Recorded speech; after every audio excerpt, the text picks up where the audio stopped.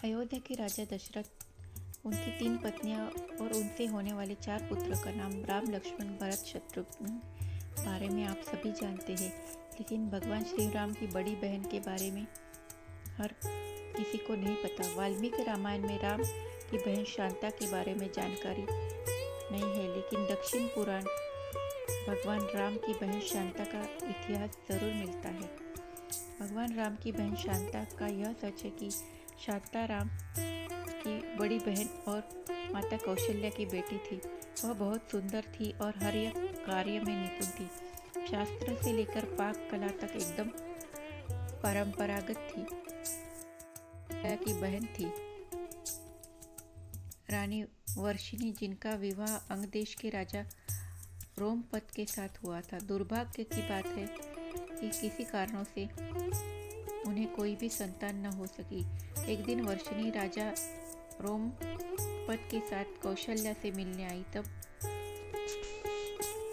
जब सभी एक साथ बैठकर भोजन कर रहे थे, तभी वर्षिणी ने दशरथ की पुत्री शांता की शालीनता और कार्यकुशलता से मोहित होकर अपनी एक इच्छा प्रकट की।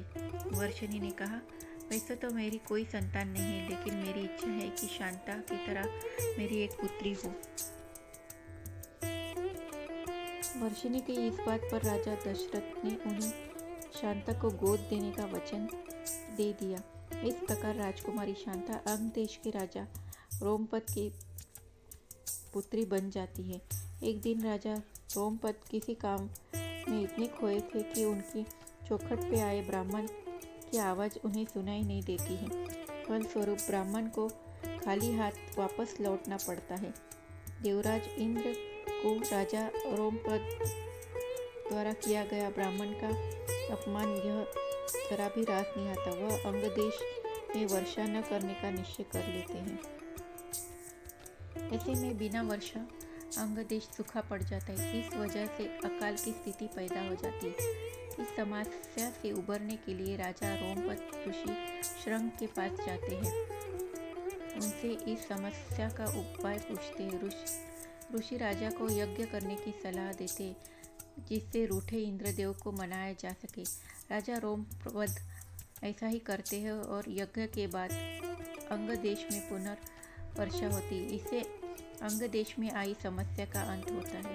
ऋषि श्रंग से प्रसन्न होकर राजा रोमपद उन्हें अपनी पुत्री शांता का विवाह कर देते हैं।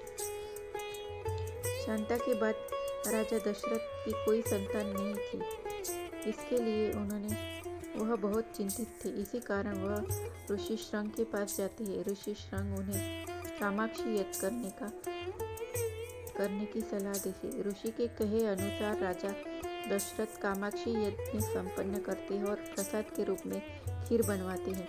यज्ञ समाप्त होने के बाद जो खीर का प्रसाद था, उसे राजा दशरथ 3 पत्नी या कौशल्या, सुमित्रा, कैकेयी ग्रहण करती है।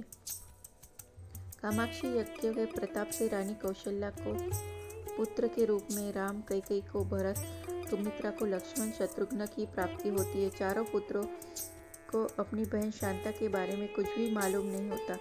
समय के साथ धीरे धीरे राम अपनी माता के दुख का पता चलता है। साथ ही भगवान राम की बहन शांता के जीवन का सच, जो कोई नहीं जानता था, राम को मालूम होता है। बहन शांता के बारे में जानने के बाद राम अपनी माँ को बहन शांता से मिलवाते हैं और सभी पुराने मतभेद को दूर कर साथ रहने का वचन देते हैं।